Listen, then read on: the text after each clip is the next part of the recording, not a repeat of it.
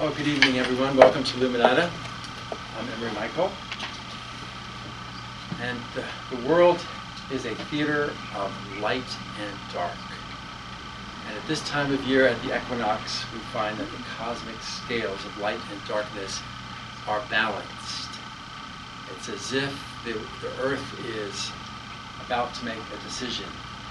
And in our own personal lives, oftentimes at the spring and autumn equinoxes, we have important decisions to make. Personally, I used to think I was indecisive, but now I'm not so sure. In any event, tonight we're very delighted to have Jon Rasmussen with us. Jon is going to be speaking on the subject of illuminating our shadow. The shadow is that part of our ego personality which often is hidden to us as individuals. We don't see it, but everybody else sees it.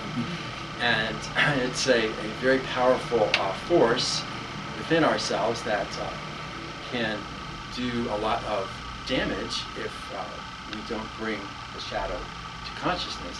But when we shine the light of our spirit into that area of our soul being, we can harness a tremendous power. So Jon will be talking about that and leading us in a shamanic ritual. And he's been trained in the tradition of the Caro Indians of South America in Peru and studied with Alberto Villoldo. So he's an authentic carrier of the shamanic tradition of the Americas. And it's always a great privilege to have Jon with us. So let's give him a warm welcome.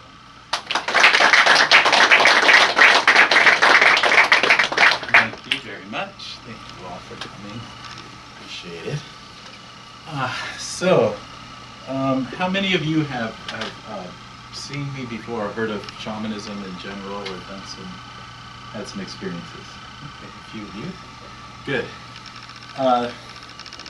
In a moment we're going to, I'll be opening Sacred Space, which is a part of the shamanic tradition to call in all the forces of nature and all of our teams from the non-physical worlds of spirit to hold us, to really hold us as we do this work tonight. We're going to do some shadow work. It's intense. It's a big part of the healing journey. It may be the biggest part. It's hard to say. It's kind of like the iceberg underneath the water, I think. But I'll tell you a little bit about a little bit about myself and the shamanic work that I do. So in case you don't know, a shaman from every part of the world, every culture, probably since the beginning of humanity, is the person in the village who has these gifts, that are born with these gifts of being able to see things other people in the village don't see, and to dialogue with nature and the non-physical forces of nature and the worlds of spirit and beings from other dimensions and other stars and planets and you name it, and then use that to improve the quality of life of the village. So it's a very practical and pragmatic system, if you will, of techniques and gifts that forms a very broad envelope. Many of our traditions today of healing and spirituality and religion and all of these things have grown out of shamanism, modern Western medicine, in fact. So that person has never stopped being born, even though in our modern cultures we don't recognize them anymore. You know, we don't have a system first in kindergarten where we go, that one kid who's running around that nobody can control and who's talking to beings that nobody else sees. That's probably the shaman. Let's take them aside and let's hone those gifts and train, make them a very valued member of our society, and they'll do great things for us. No, instead we have trouble with that. So, so I was one of those kids, and in addition to being a little bit of that rule breaker, a lot of that rule breaker, I was also, I also had a lot of near-death experiences early on. So it was the hard way for me to map the territory, they call it. Normal indigenous cultures that have not ever let go of these shamanic practices, they would start doing those rituals early on that allowed you to travel out of your body and learn what you need to learn in the non-physical world to make your allies and your connections and your protection and everything that you need. Or they would use plants, so there's many ways, more gentle ways to do it than getting in car crashes and electrocuted and stuff like that. It's easier on the body as well. So I had a lot of those experiences, and then later in my life, I met. So the first 20 years was just sort of that wandering around, wondering what's going on. The last 30 years have been studying and practicing many, many traditions from all over the world, and being connected to and meeting up with shamans from many cultures and other spiritual, like I said, all of the spiritual traditions, all of the healing modalities, all the religions. I just soaked it all in because I was fascinated by this, because I had experienced it directly. So it was really interesting to read about it and understand it. Eventually I did meet a teacher, a couple of teachers, a Native American woman who was the first to sort of begin to train me, I guess you might say, and give me a little bit of initiation in some of the tools that we use, rattles and drums and things for obtaining the altered state and engaging with nature the way we do. And then started working with these Caro Indians from Peru, which Emery mentioned. And these people are fascinating because they've been isolated for 500 years. They've never been, for that time, touched by anyone from the West, and that's a very powerful thing because they've never been influenced. Any of their generations have not been influenced by our mythologies, our stories, and what we think the purpose of life is, and so on. And theirs is a very feminine-based way of being. Theirs is nature-based. They recognize that they're children of the earth and of the sun, and it's the feminine that gives birth to everything. It's the feminine. It's the feminine world, and the masculine is something that supports this, hopefully courageously, but is not really in charge. So the courageous masculine doesn't cut down the jungles because they're scary, or try to cap the volcanoes, or suppress women, or suppress our emotions. This is what we've been used to doing in our modern cultures, right? Because we've been taught the opposite. We've been taught that's the right thing to do, is to be stoic and masculine and all of that. So we're in the midst of all of that turning back around, because the Caro have come out of isolation, and they've been teaching shamans from all over the world in every culture, in every tradition, these reteaching these worldviews and these techniques and everything that is going to help us to get back to nature and to come back into our freedom and power and enjoy ourselves here on the planet. And have a millennium of gold, they call it, 1,000 years of peace and prosperity and sustainability and harmony and all that. So that's their prophecy. It's the prophecy actually of many cultures, and so it's fascinating time to have all of this coming together, to be here and participating in it, because you're sitting here. And in one way or the other, you're doing your work. One way or the other, either the hard way or the easy way, I like to say. You're doing your own work. You're on your own journey. The healing journey, the way shamans look at it, is essentially a 4-step process. And once you start your healing journey, it behooves you to finish all 4 steps. I'll tell you why. And we break it down in the Caro tradition, to the south, the work of the south, the work of the west, the work of the north, and the work of the east. To keep it on the medicine wheel, to keep it related to the directions. And the first step, the work of the south, is about healing the big wounds, healing the big painful experiences you've had in this life and previous lives that you might still be holding on to. We're built not to hold on to those things. We're built to process things in the moment when we get hurt, to cry, to scream, to yell, if we're in touch with the feminine, of course, the body, and not being rational, right, which we've been taught as Westerners not to do, right? So we're filled with a lot of these things that didn't get processed and released. And there's 6 of those, right? Loss, betrayal, abandonment, abuse, neglect, and engulfment. These are the 6 painful human experiences that can happen in many different ways, but that's sort of incidental to shamans. It's the core experience you're having that matters. You could lose a car, lose a friend, lose your house, lose a job, lose a loved one. That's just all loss. Do you know what I mean? So each of those has that same concept, and they can show up in the 4 different areas of your life: your health, your relationships, your resources, and your work, your gifts. So the first step is to make sure that we shed all of the stuff that we've been holding on to for perhaps lifetimes, years, generations. Right? We just want to clear it, be free of it, as we should have been in the first place. Then you're much clearer, and you're no longer influenced by those events from the past. You're not recreating those accidentally or by default. The second step is the ancestor step, is letting go of any way in which we're still living the wounds of our ancestors. You know, tradition, right? We always fought. You're going to keep fighting the way we did. Even if there's no marauders coming over the hill, you're going to find a way to fight somebody, right? Otherwise, you're not one of us, you know.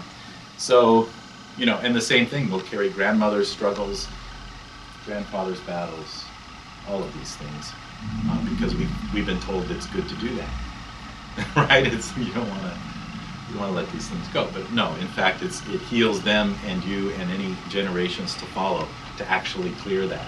And so there's a process that we do in that particular step. It's the death rites. We clear the death that was stalking your ancestors that might still be stalking you, taking your soul little by little until you're more dead than alive, and you know, you haven't gotten in the accident yet, but you know what I mean? So we do this beautiful thing. Now, it should be done, of course, if we weren't turned upside down, we would be doing these things at age 13 like we did for millions of years. In indigenous cultures, they tie you to your parents, they cut the tie, they pass you through a tree or a hole in the ground, and your true mother's the earth and your true father's the sun. Now go grow your own food, raise your own family, do things differently than we did before. Do it better. That's the idea. Nature wants to evolve, it wants to see greater complexity and all that kind of stuff. So far, you follow me, these 2 steps, we clear that. Now, the third step is the north work, and that's the step that we are all familiar with in terms of spiritual practice.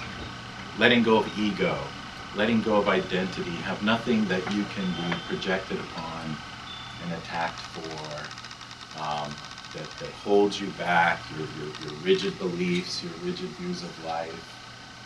You know, it's the beginner's mind of Zen, you know, the Mushin, the no mind. It's about becoming very free, even of your own identity, even of your own sacred beliefs, we say. The idea being then that you can still take up the role of teacher, healer, you know, these types of things, but it's not from the place of I have to. It's not this is what I do, it's what I came to do, I must do it. It's more just, oh, I get to do this because I'm really good at it and it's fun. You're more like a child playing these roles in the theater. And it makes it even more powerful. That's the beauty of that work. And if you don't do that, here's why I say you want to finish the whole journey, because you can heal all your stuff from the south. You can heal all those wounds. If you're lucky, you'll do some ancestral clearing. But when you get to the north, if you don't let go of the things that are important to you and your ego and your attachments, you will get rewounded and thrown right back to the south.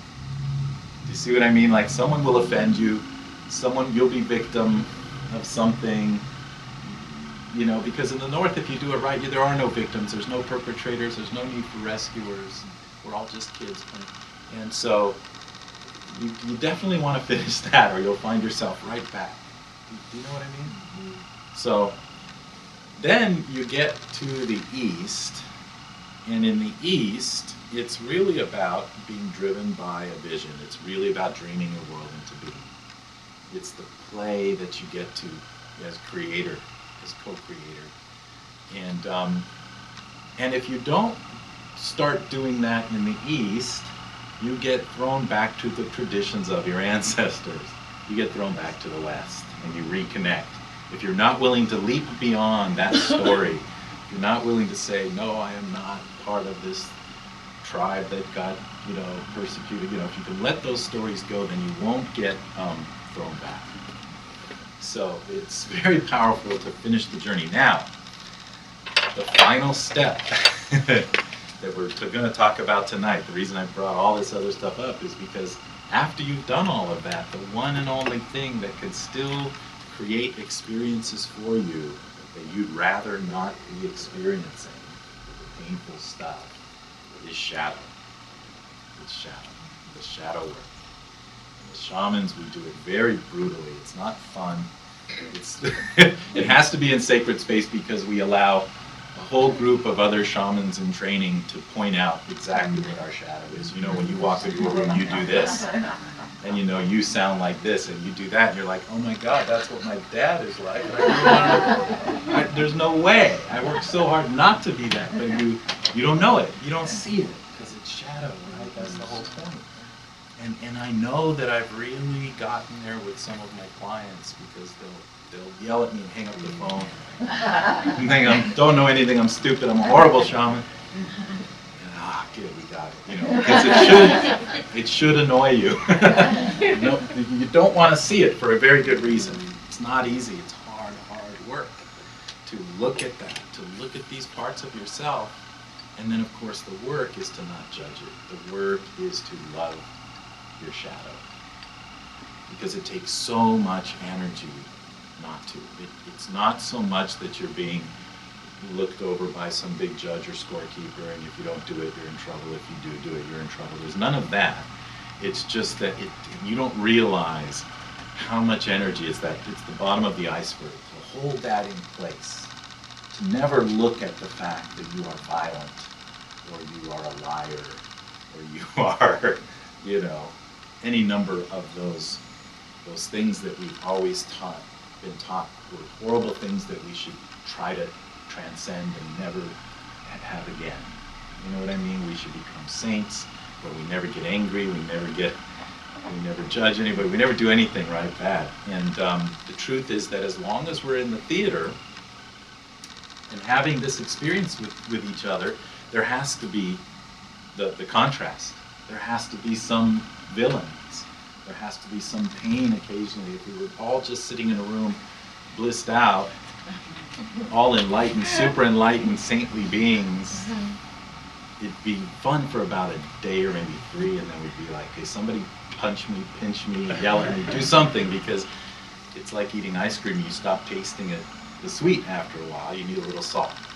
So we really do like to run into a little bit of pain. Now, as Westerners, modern people, unfortunately for a long time now, since we were upside down, we've been mostly in pain with very little pleasure. So when I say, look, you've got to embrace the pain, you're like, are you kidding me? I want some pleasure for a while. I want the peace and the bliss. And it's like, yeah, I know, right? We're going to get you there, but after you, and this is why you have to do it in steps, because you cannot do the 5th step, the shadow work, when you're still reeling from being the victim of violence or something. How do you embrace the violator in you when you were violated a week ago and it still hurts? Do you see what I mean?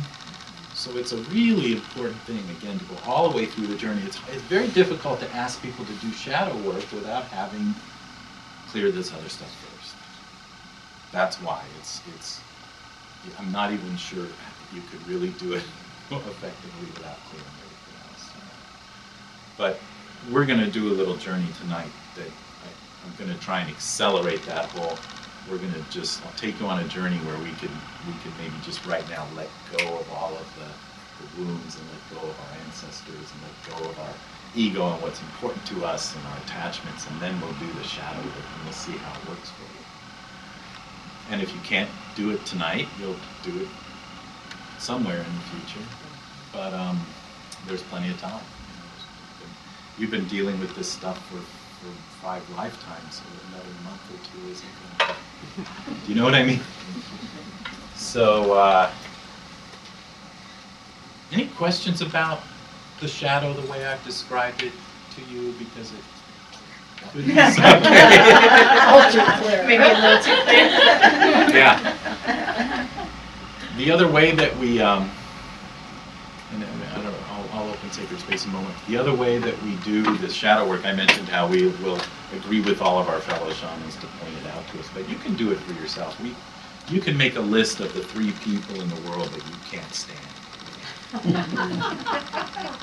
You know, you turn on the TV and you're like, right? Or whatever. Or you run into them at work, or you're married to them, who knows?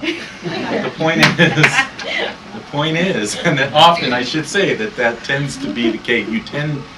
The universe tends to like put it as close as possible to you, your boss, your spouse, your kids, whatever, and parents. And so that you'll notice it. It's a huge favor. And what it is that these people are exhibiting an exaggeration of that part in you that you have to look at and own and embrace. It's not a mirror. That's where we get into trouble. A lot of people say people mirror you, but that doesn't. You wouldn't notice that. It's too shadowy, right? They would just be about as nice as you on the surface, and you would never notice. It has to come as an exaggeration. They have to come as a really, really mean, obviously mean person or something for you to go, well, there's a little bit of not so nice in you. And that's all it is. It's not like you're the monster. It's just there's a tiny bit in you, and that's being shown to you. And that person won't appear that way to other people as much unless you all share that shadow, which is not uncommon, but, you know, you'll think they're a lot worse than anyone else. They'll go, what? They're okay. And you're like, oh my God. And they treat me like, you know.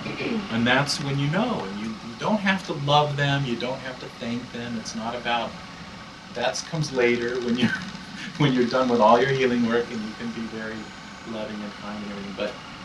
But what's important is that when you go to bed that night, you think about it and you go, okay, now that happened to me today. That really bothered me what that person did. Where is it in me? When did I do something even the slightest? When was I even just a little harsh with somebody as opposed to being really big? You know what I mean? So then you can go, ooh, yeah, it's still there. I still have that. In spite of my years of meditation and spiritual practice, I still have a little bit of that orneriness or whatever. And you can embrace it at that point and just go, you know what, it's not ever going away, because I'm human. As long as I'm in human form, it's not going away. So I might as well love it. And it won't take over. The reason we don't do shadows, we're afraid, we're so disempowered by this funny way we've been living that we think, ooh, if I embrace the violence in me, I'm going to kill everybody tomorrow that I don't like. You know what I mean? It's like, no, you won't. Nothing's going to change. You're not less of a nice person because you've embraced that. Do you see what I mean? That's what makes it scary, and that's why my clients hang up the phone, because they just don't want to, like, no way, you know, you know, it's like, yeah, just love it, you'll be okay, tomorrow nothing's going to change, except you will not cross paths with that other kind of person anymore. So it's an amazing quality of life issue. If you really don't want to be bothered by this person or this situation or these people, and when you do that shadow work, it either doesn't bother you anymore, or you really don't run into it. Questions about that?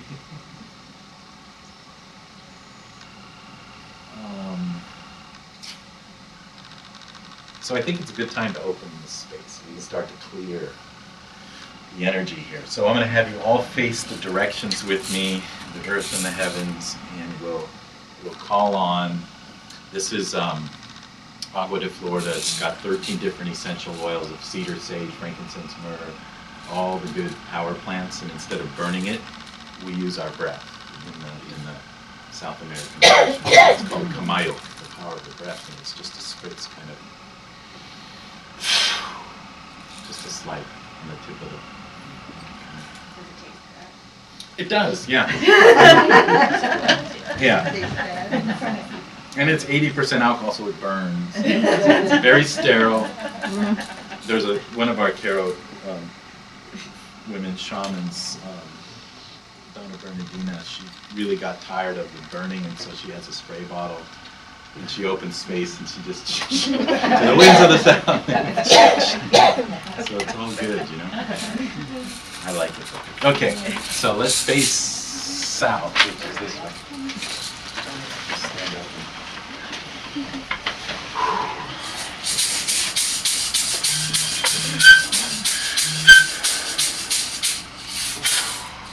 To the winds of the south, Sachamama, Hatunamaru, great servant, mother of the waters, the rivers, the roads that brings together. Hold us in this healing space. Wrap your coils of light around us. Help us to shed the old wounds, the painful experiences, the way you shed your skin, which is all at once, right here, right now, so that we can walk in beauty and wholeness gently on ourselves. Gently be with us, Mother. Oh. And to the west.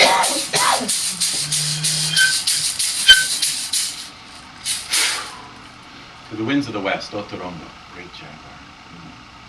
Come protect this medicine space for us and teach us to leap beyond the limiting myths, beliefs, ancestral influences that no longer serve us. Instead, teach us to be warriors, but warriors who have no need to engage in battle, internally or externally, no need for enemies in this world or the next. Instead, warriors who know how to ask what we truly desire, those core experiences, and are willing and able to receive them in whatever form, so we can leap into who we are becoming. Peaceful, luminous beings. Be with us. Oh.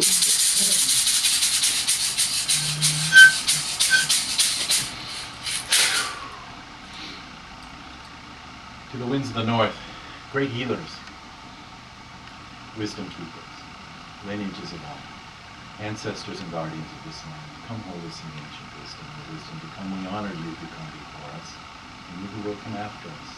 Help us take our seats with you. You've never left. It's free, childlike, joyful creators. And hummingbirds, sea larking, come help us to drink of the nectar of life, to receive unconditionally. On our epic journey, even when the journey seems difficult and the contrast seems great, help us to do that which seems impossible. Be with us.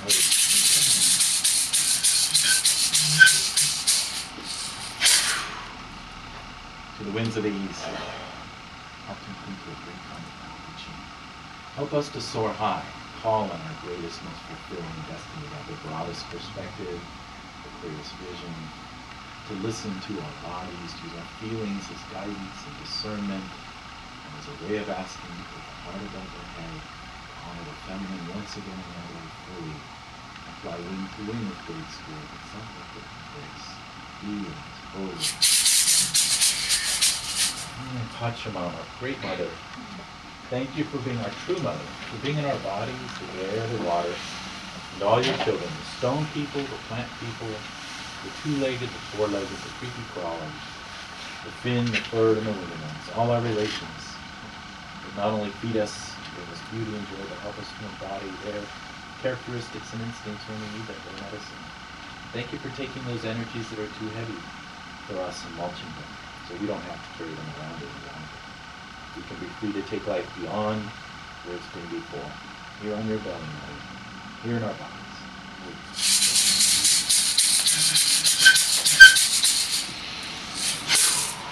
Chitaita, Father, Son, Mama Kia, Grandmother Moon, Atun Chaska, Star Brothers and Sisters, Star Nations, thank you for showering us with your energy and cycles that make life possible for us, and doing this unconditionally, without judgment, teaching us to treat ourselves and each other this way. The great spirited teacher would approach a work and come from God, creator of all these. You are known by 1,000 names, yet the name of the one that dwells within us and all around us in all forms. Thank you for bringing us together to sing this song of life one more day, to take it beyond where it's been before. New possibilities. Thank you for all those you brought to us to help us and show us our potential.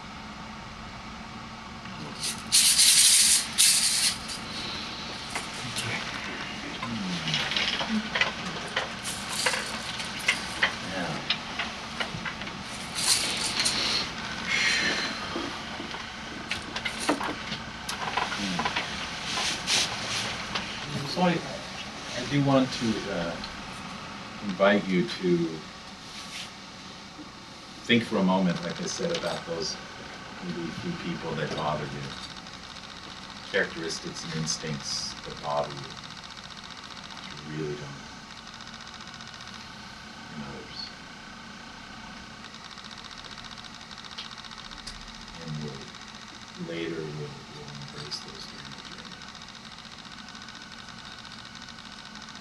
Anybody having any trouble?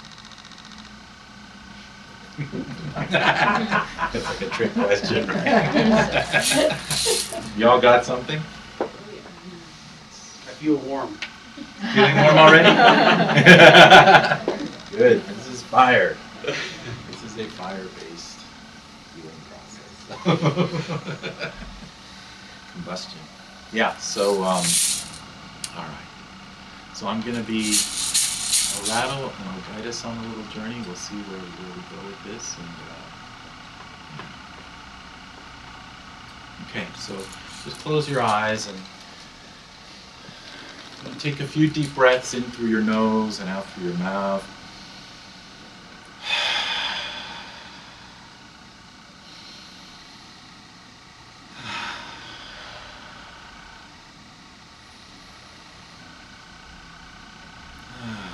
Mostly just really paying attention to your body at this point, what you're feeling in your body, from the base of your body all the way up to the top of your head. You may already be noticing some sticky points, tension, interesting feelings. And as we do this journey, we're going to allow for whatever old painful experiences are lodged in your body and your soul, your aura and chakras to be released and mulched by the earth. So you may feel some stuff and it's okay, it's just the energy ringing the bell on the way out, emotions, physical sensations, just watch it come and go.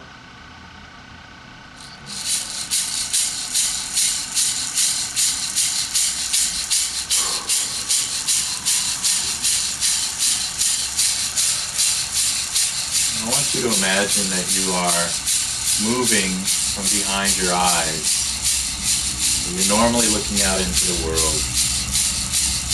Begin to move down.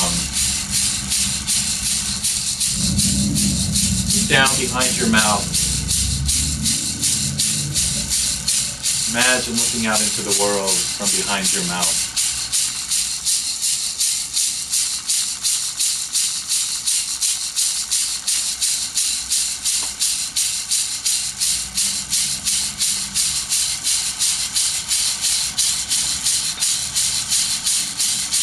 Like looking out of a cave with rocks on the top and bottom that look like teeth.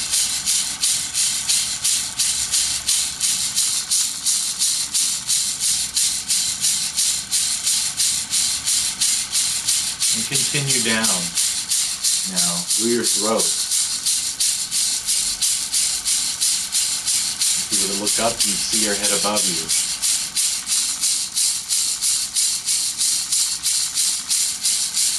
Continue down into your torso, stopping right behind your heart. And see your heart beating in front of you.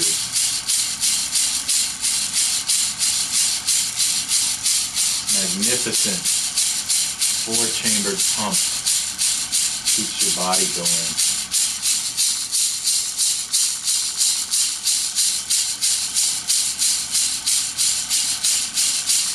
The lungs to either side expanding and contracting with each breath.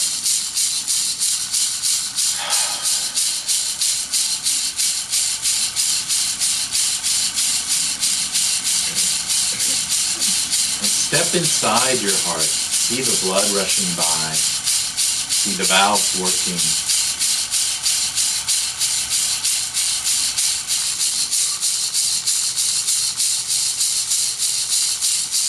And in the center of your heart, there's a light, concentrated point of light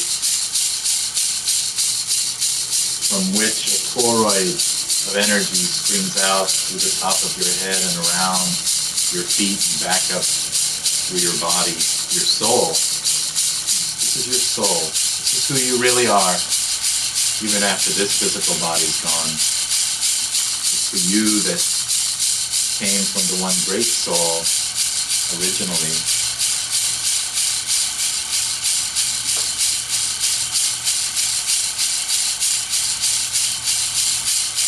And is still connected to that, to the top of your head, and connected to the earth, through the base of your body. And you're always receiving energy in through the top and processing it and playing with it and creating with it and enjoying the theater and the drama, playing your roles in your script and other people's scripts. And all the processed energies and emotions go out the base of your body, the perineum, into the earth where she mulches them for you, just like she does your waste.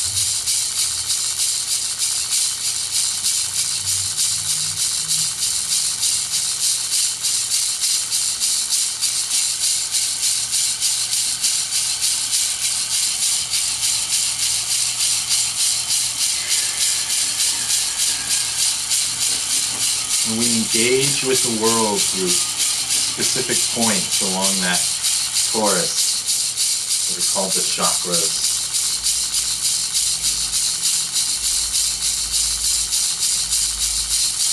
Imagine these cones, little vortexes,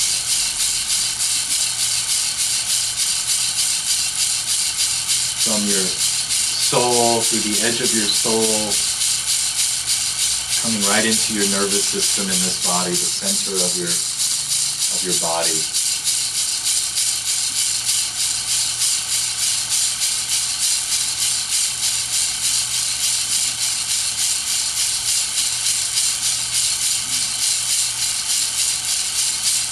And I want you to bring your attention to the first one at the base of your body, down there at the perineum, the one that connects to the earth and drains all the processed energy.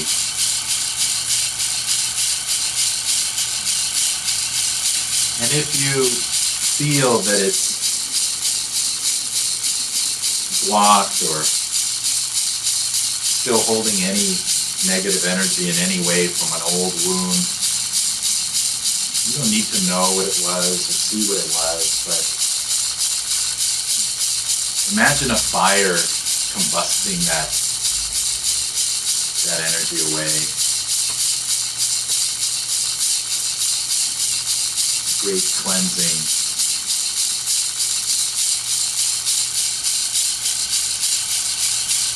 And the ash from that cleansing goes directly out into the earth, where it'll be mulched.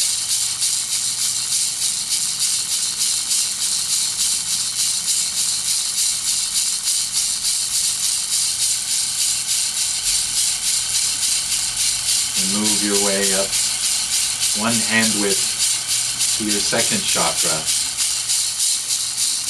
About a hand width below your belly button, there is this cone of light. It should be spinning clockwise, beautifully, smoothly.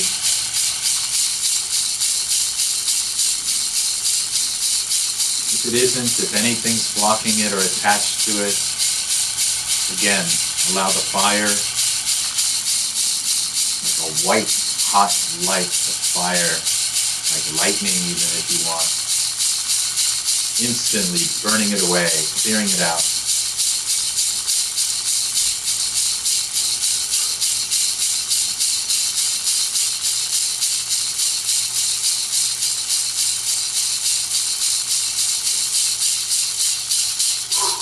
You need to use your breath, you can use it as a bellows that stokes that fire. Like glowing on a coal.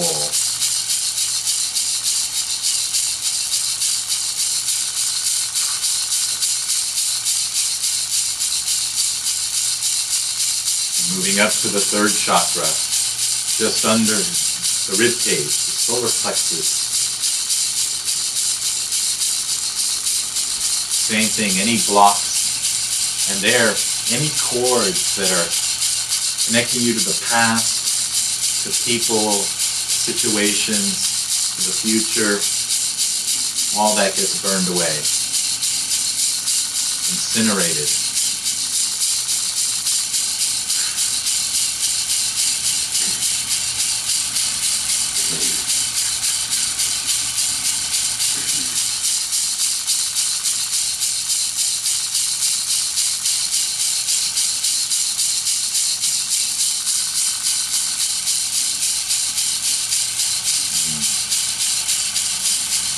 moving up to the Heart Chakra.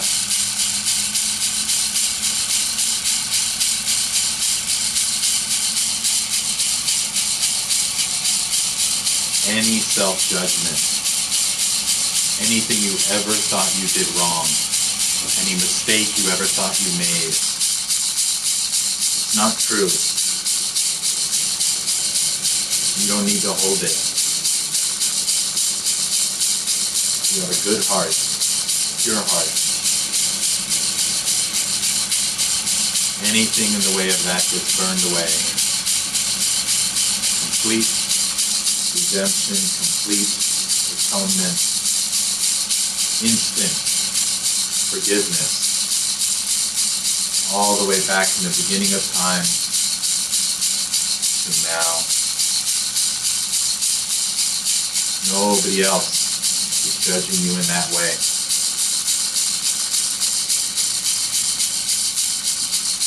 It's only getting in the way of you loving more, serving more. Let it burn away now.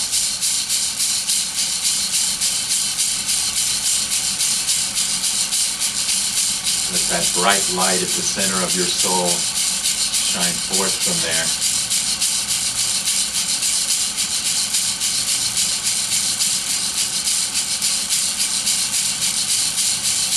Now moving up to your fifth chakra at the throat, the base of the neck.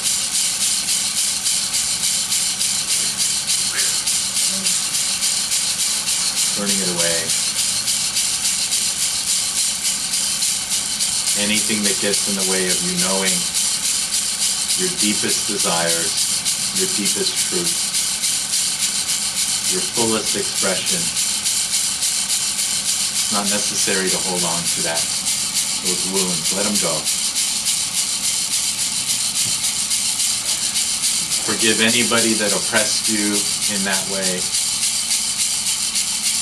Told you that you should or shouldn't believe, or should or shouldn't be, or should or shouldn't know. They didn't know. Let them go.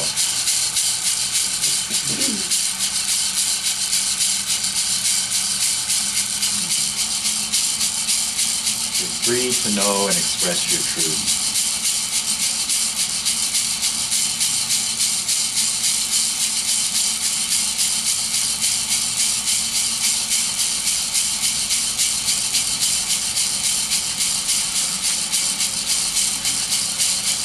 And it's here that you remember, if for a brief moment,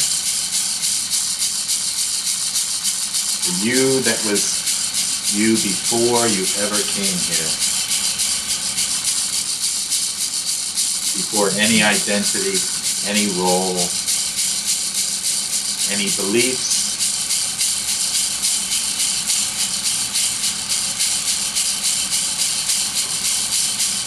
all your knowledge, all of it, gone.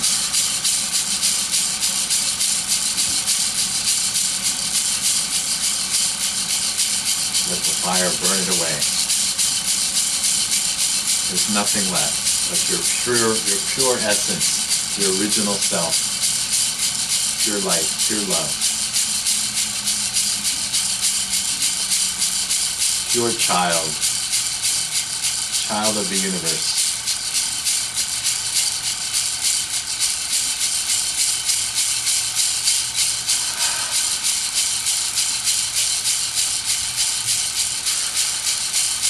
And moving up to the sixth chakra at the forehead.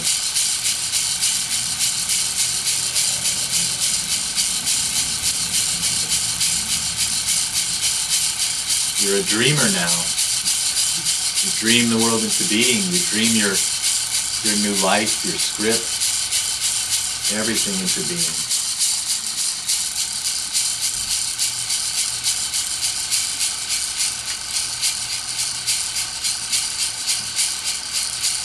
And both the light and the dark, the pleasure and the pain, the good and the bad, it's all part of the theater. It's got to be part of your dream, your script, or nothing would exist.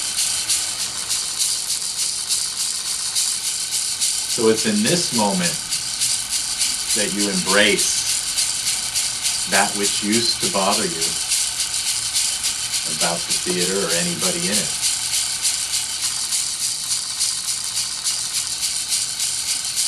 You may not want to play that role very often, if at all, but you have to love it. Nothing exists without it. Love it.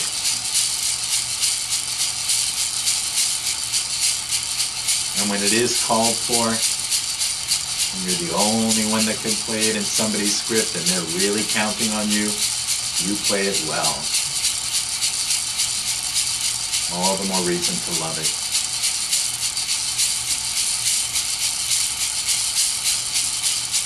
And then you let it go. In that moment, you process it as they will. And that part of the script of the theater is over. And you're on to the next. No victim, no perpetrator, no need for rescuer.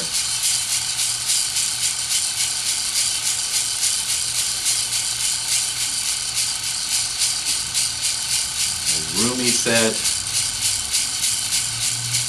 out beyond the ideas of wrongdoing and right doing, there is a field.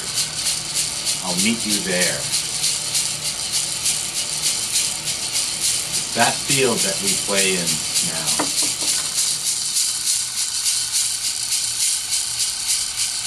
That's your life as a free and powerful, childlike creator, co-creator.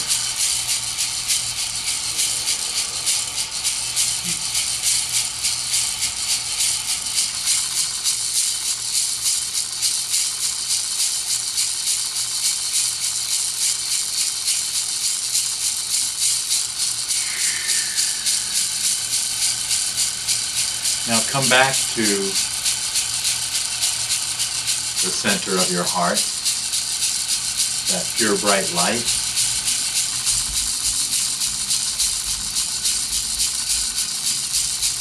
And come back into your heart and see the blood rushing by, see the valves working in this body, this amazing body.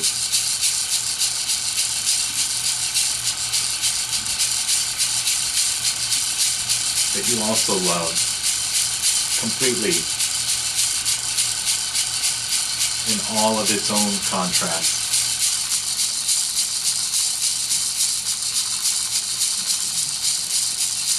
And back behind your heart, seeing it beating in front of you. And moving up your torso and up through your throat.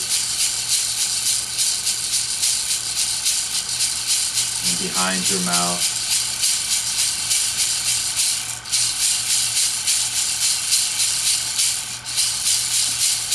Back behind your eyes.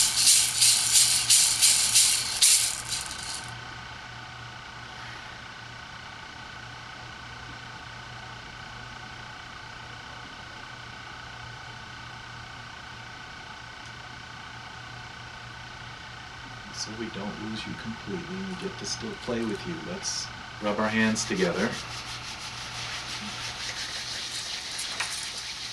And feel your face. Be fully present in this body. You, as pleasant as it is to be out there, it's great to be here in the body. It's just going to get better.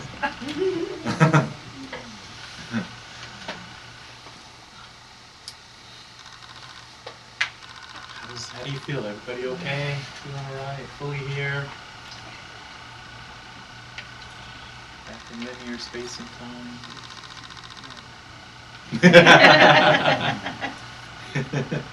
Willing and able to follow the traffic laws.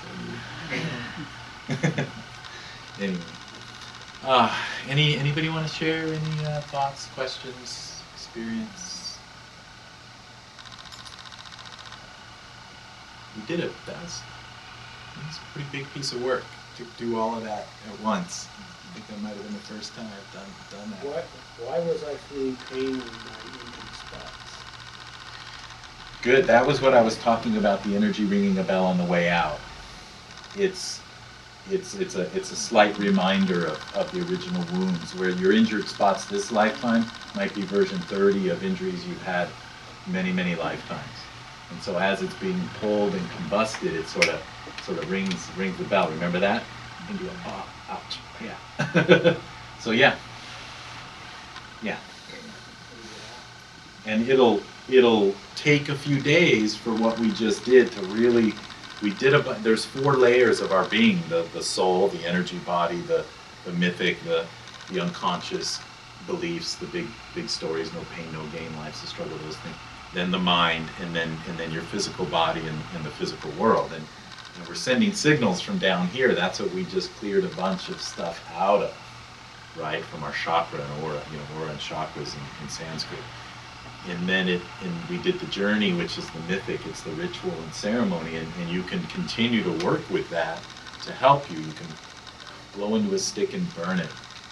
Everything you just did on this journey, you can repeat or replicate in that way. In fact, on my website, there is a set of post-session homework that I always have my clients do after we do the work here, they do it here, and then it's the mind and the body.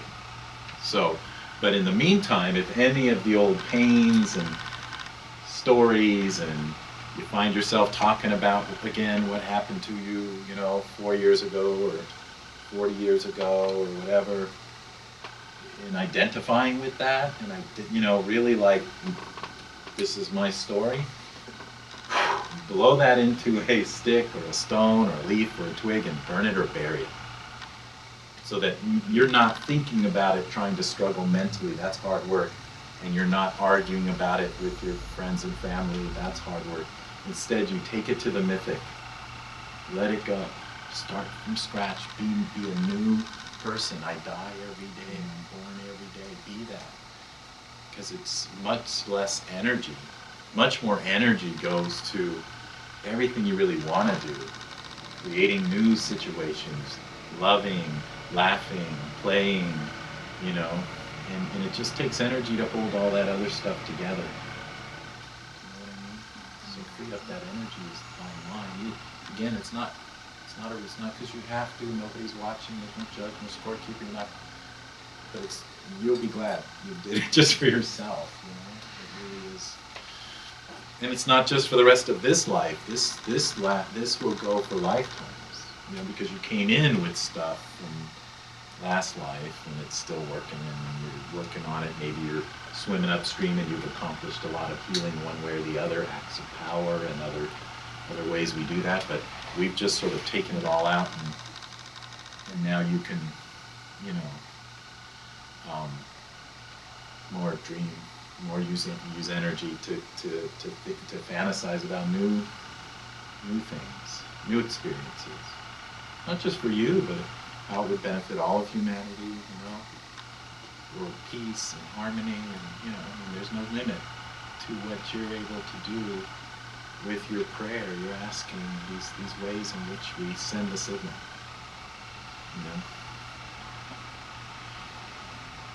So more pain comes up, let it go. Not yours. It is the fire season, so I'm going to be careful about the fire. Yeah, thank you for bringing that up, because it's important. I don't want people starting fires on tradition. But yeah, fireplace or a little matchstick over your stove, or a candle. There's lots of ways to do it. Or just bury it in the backyard or throw it in the ocean. Yeah. So yeah, that's those are the things to do. I have a card if you want that has my website on it, and if you ever wanted to do more in-depth personal work around any of these steps, that's what I do every day, with people in person or over the phone, because all this can happen non-locally, so I do sessions all over the world out there and travel with it. That's the whole point of the work. That's what the Carol taught us to do, and hundreds of thousands of people all over the world, again, different cultures doing this stuff. So it works really, really well. They're very powerful, these Carol. They very much show up. They show up in people's dreams and visions, and tell them to look up their students and stuff. So yeah, it's good. That's what we call them. All right. I think that covers it. Yeah. Sound good. Yeah. Nobody has any questions? Just wanted to say thank you. I'm on a website right now that's co-creatingareality.com. Where constantly I make vision boards and things like that. And, my friend Tammy invited me, and this is actually on my vision board. And I had no intention. I didn't even know what you were talking about tonight, but Wow. yeah. So I'm just very There you go. grateful and thankful. It's an awesome, wonderful experience. Yeah. Good. Yep. Thanks, John. Thanks. I want to thank everyone for coming tonight, and also to remind you that John has a book, which we have on the table there, Dreaming Your World into Being, a couple CDs as well. Yeah, the And- journeys like we just did a little bit of meditation. Yeah. So if you want to take home some of this inner work that you experienced tonight, he's got a couple CDs there. So I'll put my cards on. thanks so much for coming.